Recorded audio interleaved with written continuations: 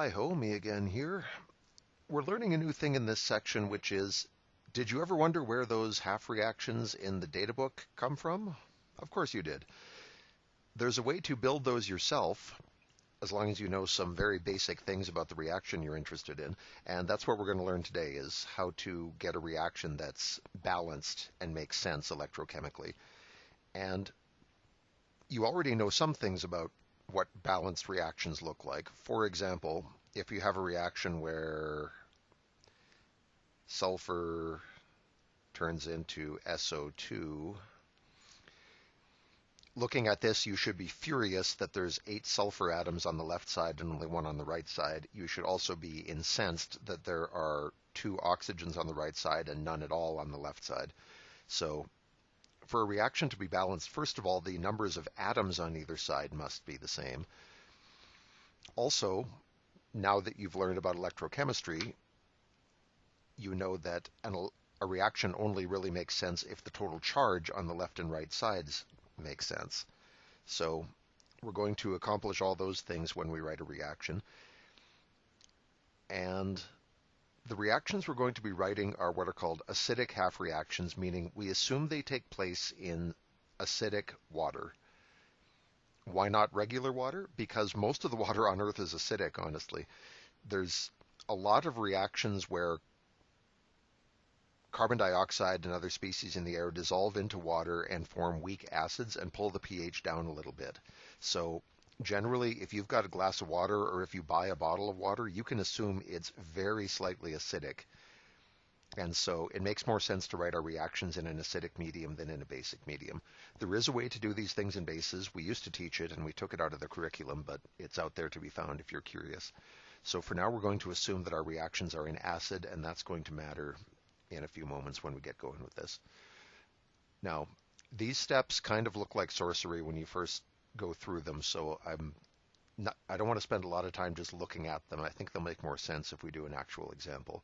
But briefly, we're going to split the reaction into two, looking at things that aren't oxygen or hydrogen. So looking at this first example, we have zinc starting as the metal, turning into the ion, and we have nitrogen starting in a nitrate ion and turning into N2O. We're going to split this into 2 stories, one about the zinc. I'm only writing the zinc stuff. I'm leaving some space because there's other steps we're going to do. And a totally separate story for the moment about the nitrogen stuff. O and H we do not think about when we're doing this. So as far as I'm concerned, this second story is about nitrogen. The oxygen is kind of fluff. So that's our first step. Split the equation into 2 half reactions, one for the thing that's getting oxidized and one for the thing being reduced. I'm not sure which is which yet. Okay, I kind of am. The zinc's being oxidized. But even if you don't know that, you can do this step, no problem. Next step, add mole coefficients if necessary to balance the things that aren't oxygen or hydrogen. So is this balanced for zinc? 1, 1. Yep. Is this balanced for nitrogen? 1, 2. Uh-oh. Now it is. Now we have 2 nitrogens on either side. That's all we need for step 2. Step 3, balance the oxygen atoms by adding water. So in this first reaction, we have no oxygen on the left and no oxygen on the right. Wonderful. We don't have to add any water. This is already balanced for oxygen, so to speak. But in the second reaction, we have how many oxygens? Don't say 3. 6 oxygens on the left and only 1 on the right. So the right side needs 5 more oxygens to be balanced. Sadly, we can't just add oxygen.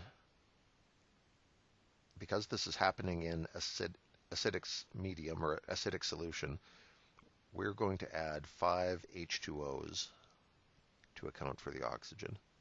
This is the most likely place that oxygen will come from if your reaction happens in water.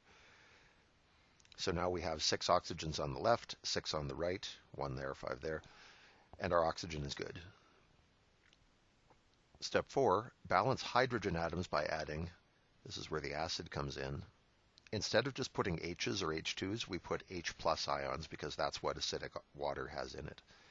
So, first reaction, no hydrogen, good. We don't have to do anything there. Second one, no hydrogen on the left, 10 hydrogen on the right. The left side needs 10 hydrogen atoms, or 10 hydrogen ions, sorry. There. We now have equal amounts of H on both sides. Hydrogen's balanced. Next thing that happens, we need to balance charge. In this zinc reaction, the total charge on the left is 0 because zinc metal has no charge. The total charge on the right is +2. The right side is 2 higher. Now, normally when we're balancing reactions, we think about adding stuff, but the way we balance charge is by adding electrons. And electrons are negative. So if you give one side an electron, it actually lowers its charge. We're going to balance the charge by adding electrons to the higher side to drag it down. If I add 2 electrons over here, now my total would be 2 minus 2 is 0, and my left is 0, and everything's good. So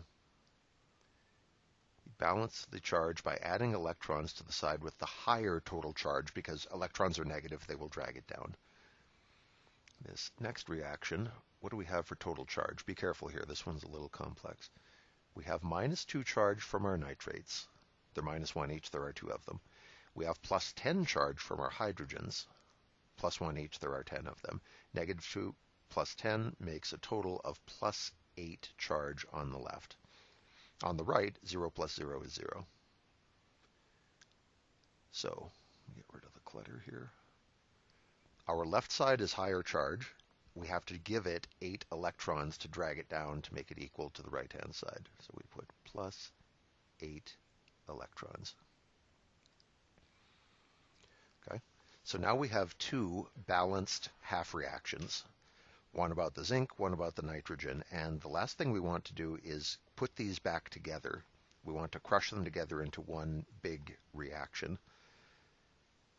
But we can't do that yet. Do you see why? There's something still out of balance that would keep us from adding these 2 reactions. It has to do with some of the first things we learned about redox reactions. This reaction says that it gives away 2 electrons. This reaction says it takes 8 electrons. That can't be right. This would be like a money transaction where you say, so I gave her $2, and then she says, so he gave me $8 and I sold him blah, blah, blah. Those amounts have to match because these are the same electrons. The zinc should be talking about giving the same number of electrons that the nitrogen was taking, and we don't have that right now. So, to fix it, you can multiply either of these reactions by a number. And of course, if we multiply the zinc reaction by 4, we'll get 4 times as much zinc, 4 times as many zinc ions, and 4 times 2 is 8 electrons. Now this makes sense. Now it's, I paid her 8 electrons, and her side of the story is, so he paid me 8 electrons, and now that those amounts match, we can combine these into one big reaction. All we do now, we can cancel out the electrons, and there aren't any other spectators to cancel. We just write this again as one big reaction. So it's going to be 4Zn plus 2NO3. I'm writing all the stuff that's left of the arrow. 10H plus arrow 4Zn2 plus N2O plus 5H2O. Do we know this is right? It's got 4 zinc on the left and 4 on the right, 2 nitrogen on the left, 2 on the right, 6 oxygen on the left, 1 there plus 5 there is 6 oxygen on the right, that's okay, 10 hydrogen, 5 times 2 is 10 hydrogen, and the total charge on the left is -2 plus 10 is 8, and the total charge on the right is 4 times 2 is 8. Everything's balanced. This is a valid redox reaction. Let's do that again.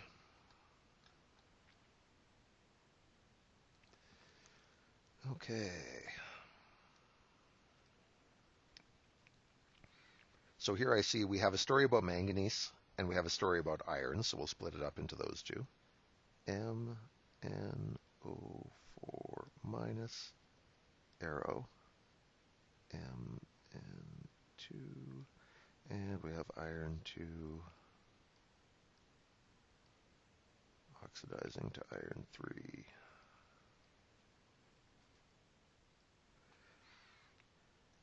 Okay, what do we balance first? It's not hydrogen, it's not oxygen either, it's the manganese and the iron, the things that aren't H's or O's, because we take care of those later. Happily, that's already done here. We have one manganese, one iron, so good, on to the next step. How is our oxygen looking? 4 oxygen, no oxygen. The right side needs 4 oxygens. What do I add? It'd be nice if we could just add O, but we can't. We're underwater. We get H2Os instead. On the iron one, we have no oxygen, no oxygen. That's balanced, so nice. We don't have to do anything there. Next step is hydrogen. No hydrogen, 8 hydrogen. The left side needs help. Give it 8 hydrogen. Iron, no hydrogen, no hydrogen. Nice. Love reactions like this where you don't have to do anything. Okay, and after O and H, we get to charge. What is the total charge on the left here? Don't say 8. There's -1 from the permanganate, plus 8 here, total of +7 on the left side. And on the right, +2. If we want these to be equal, this side is 5 higher, so to drag it down, we will give it 5 electrons. Now the total on both sides is +2, and we are good. This one is actually in the data book if you want to look it up. You can see that everything's been done right because of that matching. And for the iron reaction, which is also in the data book, albeit flipped, we have +2 charge on the left, +3 on the right, so the right side's too high. Give it 1 electron, and now it's balanced. Or each of the half reactions is balanced. Again, if we want to combine these things, can we combine them?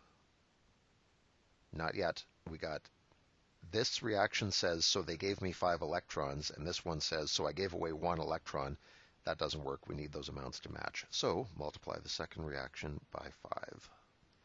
5 times that, 5 times that, 5 times that. Now we're balanced. And if we add those together, we can cancel the electrons. Those are spectators. They're the same on both sides. There are no other spectators, so what's left is MnO4, 8 hydrogen, 5 iron 2. There's no fixed rule for the order that you're supposed to put these things in, so I just kind of go left to right, the order that I would normally read them. I do think it's good in these reactions to have, if on the left side you put manganese before iron, then you should put manganese before iron on the other side as well. No one ever told me that in a chemistry class, but I've noticed all the pros seem to do that. If this side is manganese iron, this side would be manganese iron. It just makes it a little bit easier to find things. So, will you get busted for not doing that? No, but if you want to help your fellow chemists, that's something you can do. Okay, one more of these. We have a story about manganese, and we have a story about sulfur, so we'll break it up that way. MnO4 minus, lots of room. Hey, we've seen this one before. This manganese reaction is going to come out the same way as above, spoiler alert. And we have the sulfite ion turning into the sulfate ion. Okay, what do we balance first? Don't say oxygen, don't say hydrogen. First we check the things that aren't oxygen or hydrogen. So 1 manganese, cool. 1 sulfur, cool. We're getting off easy on that. For oxygens, we have 4 on the left, none on the right. And here we have 3 oxygen on the left, 4 on the right, so the left side needs help. We'll put 1 H2O there. You can write 1 H2O if you want, or just H2O. Now that oxygen's good, we'd worry about hydrogen. 8 hydrogen here, none on the left, so the left needs 8 hydrogen. Da, da, da, da, da. Here we have 2 hydrogen on the left, none on the right, so that'll take care of our hydrogen. And now we get to charge. Total charge on the left is 7. Total on the right is 2. We need 5 electrons here. I'm going through this top one a little fast because you've seen it recently. And for the sulfur reaction, we have -2 on the left, and we have -2 plus 2, total of 0 on the right. So 0 is actually higher than -2. This side needs 2 electrons to balance it out. Okay so far? Now, we need equal numbers of electrons, 5 and 2. I don't know if you've thought about common denominators recently, but this is the same idea. We need a common multiple for 5 and 2, the smallest number that 5 and 2 both go into. And of course, that number is 10. So we're going to arrange for each of these half reactions to have 10 electrons in it. For the first one, that means multiply everything by 2. 2 times this, 2 times 8 is 16. 2 times 5 is 10. 2 manganese, and 2 times 4 is 8. For the sulfur reaction, we multiply everything by 5.